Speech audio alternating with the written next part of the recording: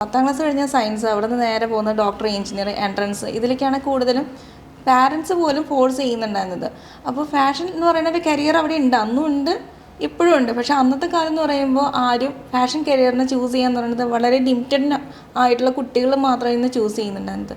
പക്ഷേ ഇന്നെന്ന് പറയുമ്പോൾ കേരളത്തിൽ ഒരുപാട് ആളുകൾ ഫാഷൻ കരിയറിനെ ചൂസ് ചെയ്യുന്നുണ്ട്, അതേപോലെ തന്നെ ഫാഷൻ മോഡൽസും ആവുന്നുണ്ട്. അപ്പോൾ ആ ഒരു ചേഞ്ചിനെ കുറിച്ച് മാമിന്? അത് ശരിക്കും പറഞ്ഞു കഴിഞ്ഞാൽ പാരൻസും നമ്മളൊരു യുദ്ധം നടത്തേണ്ട അവസ്ഥ വരാറുണ്ട് കേട്ടോ ഈ ഒരു കാര്യത്തിൽ ആദ്യം. കാരണം ഈ ചേഞ്ച് വന്ന് കുട്ടികൾ മാറ്റം വന്നു, അവരവരുടെ ഇഷ്ടത്തിനനുസരിച്ചിട്ട് പോകുന്നു എന്നുള്ളതാണ് ഏറ്റവും പ്രധാനം. മുമ്പ് എന്ന് പറയുമ്പോൾ പണ്ട് കരിയർ കൗൺസിലിംഗ് അങ്ങനത്തെ കാര്യങ്ങൾക്കൊക്കെ ഇത് കുറവായിരുന്നു.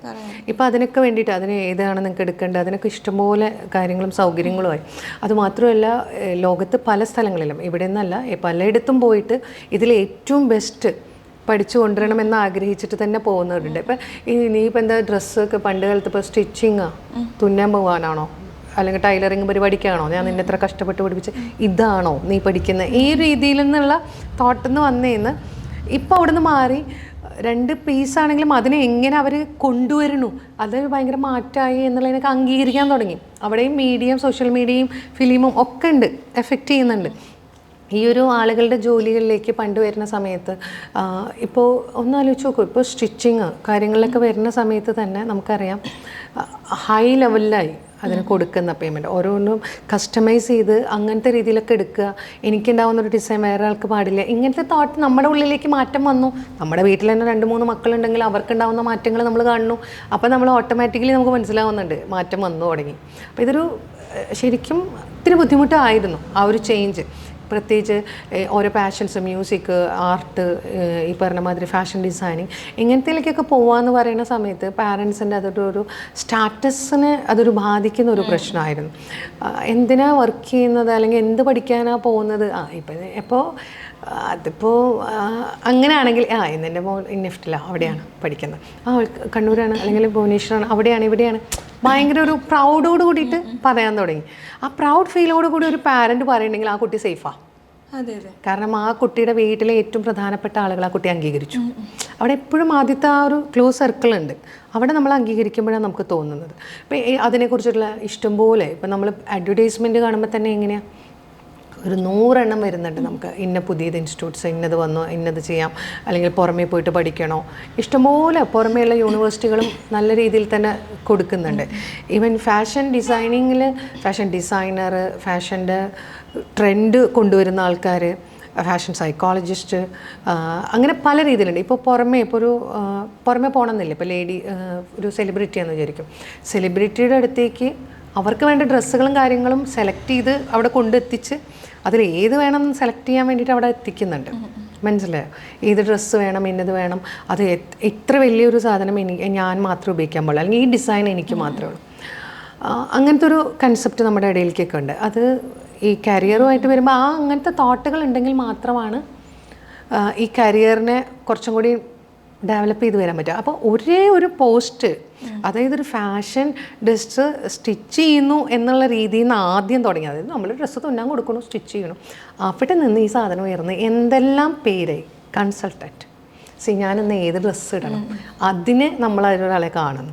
എനിക്ക് ഈ കളറിൽ ഏതൊക്കെ കളറുകൾ എനിക്ക് പറ്റും, എനിക്ക് ഡിസൈൻ ചെയ്യുന്നത് പറ്റുമോ, അതുമാതിരി ഫാഷൻ ഷോസ്, കോർഡിനേറ്റർ, അങ്ങനെ ഈ ഒരു പേരിൽ നിന്ന് തന്നെ ഇപ്പം എന്തെല്ലാം പേരുകളായി, എത്ര കാര്യങ്ങൾ വന്നു, ഇതിലെന്തെല്ലാം കൊണ്ടുവരാൻ പറ്റി.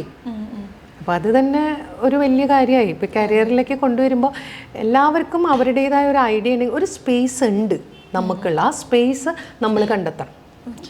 അതെന്ന് വെച്ചാൽ എല്ലാ വർഷവും ഇവിടുന്ന് എൻജിനീയേഴ്സ് വരുന്നുണ്ട്, എല്ലാ വർഷവും ഇവിടെ ഡോക്ടേഴ്സ് വരുന്നുണ്ട്, അവർക്കൊക്കെ ഇവിടെ സ്പേസ് ഇല്ലേ? അപ്പോൾ എല്ലാവർക്കുള്ള സ്പേസ് ഇവിടെയുണ്ട്. ആ സ്പേസ് അവർ കണ്ടെത്തി കഴിഞ്ഞാൽ ഒരു കുഴപ്പമില്ല. നമുക്കുള്ള സ്പേസ് ഇവിടെയുണ്ട്, എൻ്റെ സ്പേസ് ഞാൻ കണ്ടെത്തും, അതിനുവേണ്ടി ഞാൻ ഹാർഡ് വർക്ക് ചെയ്യും, ഇതായിരിക്കണം ചിന്തിക്കേണ്ടത്. ഇത് നമ്മൾ പാരൻസിനോട് നമ്മൾ സംസാരിക്കുമ്പോൾ അവരുടെ ഇഷ്ടത്തിന് വേണ്ടി പോകുമ്പോൾ എന്താ കുറച്ചും കൂടി ഉണ്ട്. ഇവരുടെ ഇഷ്ടത്തിന് വിട്ടില്ലെങ്കിൽ എന്താകും കുട്ടികൾ, നിങ്ങൾ പറഞ്ഞിട്ടല്ലേ ഞാനിതെടുത്ത്, അത് പറ്റില്ല. കുട്ടികളുടെ ഇടയിൽ ഞാൻ പറഞ്ഞില്ല ഇമോഷണൽ ലെവലും കുറവാണ്, അവരടുത്ത പ്രശ്നത്തിലേക്ക് പോകും. അപ്പോൾ കുറച്ചും കൂടി പാരൻസിന് ക്ലാസ്സസ് കൊടുക്കുന്നു, കരിയർ ക്ലാസ്സസ് നടത്തുന്ന സമയത്ത് പാരൻസുമായിട്ട് സംസാരിക്കുന്നു. അവരൊക്കെ ആയിട്ട് സംസാരിക്കുമ്പോൾ അവർക്ക് ആ മാറ്റം വരും. അവരും അറിയണമല്ലോ എന്തൊക്കെയാണ് മാറ്റങ്ങൾ. ഇതാണ് എങ്ങനെയാണ് വരുന്നത്. പിന്നെ എനിക്ക് തോന്നുന്ന പണ്ട് വസ്ത്രാലങ്കാരത്തിനുള്ള അവാർഡ്, ഇന്നതിന് കൊടുക്കുന്ന അവാർഡ്, ഇന്ന ഡിസൈൻ, ഏറ്റവും ബെസ്റ്റ് ഡിസൈൻ, അല്ലെങ്കിൽ ഏറ്റവും ബെസ്റ്റ് ഫാഷൻ മോഡൽ, ഫോട്ടോഗ്രഫി, ഇങ്ങനെ 100 കാര്യങ്ങൾ വരുന്നതെല്ലാം നമ്മൾ പബ്ലിക്കിലേക്ക് എത്തുന്നുണ്ട്. സംതിങ് അവിടെ ഉണ്ട്, ഒരു ഫെയിം അവിടെ ഉണ്ട് എന്ന് തിരിച്ചറിയാൻ ആളുകൾക്കിപ്പോൾ സാധിച്ചു തുടങ്ങിയിട്ടുണ്ട്. അപ്പോൾ അതുകൊണ്ട് തന്നെ കുറച്ചും കൂടി അക്സെപ്റ്റ് ചെയ്യാൻ പറ്റി. പണ്ട് കാലത്ത് ഇതൊക്കെ എത്തുന്നില്ല, ഇങ്ങനെ ഒന്നുമില്ല. അപ്പോൾ അതിൻ്റെ ഒരു ഡിഫറൻസ് ഉണ്ട്. നമ്മളൊരാളിലേക്ക്, സൊസൈറ്റിയിലേക്ക് എന്തുമാത്രം അവയർനെസ്സും അറിവും കൊടുക്കണോ, അവിടെയാണ് റിസൾട്ട് കിട്ടുള്ളൂ. ഒരു പെട്ടെന്നൊരു ദിവസം വന്നുകൊണ്ട് എല്ലാവരും വന്നിരിക്കുന്നത്. നമ്മളിങ്ങനെ കൊടുത്ത് നമ്മൾ നേരത്തെ പറഞ്ഞ മാതിരി ഇങ്ങനെ പിൻ ചെയ്ത് കൊടുത്ത് നമ്മൾ അതിലേക്ക് അഡിക്റ്റ് ചെയ്തിട്ട് കൊണ്ടുവരികയാണ് ചെയ്യുന്നത് ആളുകൾ.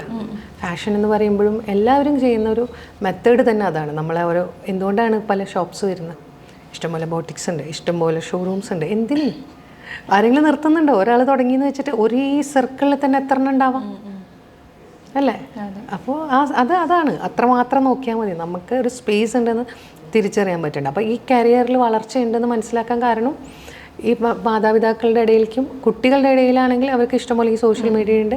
അതുമാതിരി മാതാപിതാക്കളുടെ ഇടയിലേക്കാണെങ്കിലും ന്യൂസും പേപ്പറും ഒക്കെ റീഡ് ചെയ്യുമ്പോൾ അങ്ങനത്തെ കാര്യങ്ങൾക്ക് അവർ ഇമ്പോർട്ടൻസ് കൊടുക്കുന്നുണ്ട്. അവരിലേക്ക് എത്തിത്തുടങ്ങി. ഇന്ന ബെസ്റ്റ് കാര്യങ്ങൾ ഇന്നതാണ്, ഏറ്റവും ബെസ്റ്റ് 10 കാര്യങ്ങൾ സെലക്ട് ചെയ്തിരിക്കുന്ന ഇന്ന നാട്ടിൽ നിന്നുള്ള ഇന്ന ഡിസൈൻസാണ്, ഇന്ന ഡിസൈനേഴ്സിനെയാണ്.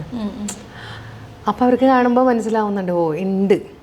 അങ്ങനെ ചെറുതായി കൊടുത്തിട്ടാണ് ഇപ്പോൾ അതിനൊക്കെ ഒരു ഇമ്പോർട്ടൻസ് അതിലേക്ക് എത്തിയത്. അല്ലാതെ ഒരു സഡൻ ആയിട്ടുള്ളൊരു മാറ്റമല്ല, പതുക്കെ കൊടുത്ത ശ്രമത്തിൻ്റെ ഫലം തന്നെയാണ് ഇപ്പോൾ അതൊക്കെ ഒന്ന് ആക്സെപ്റ്റ് ചെയ്യാൻ തുടങ്ങി.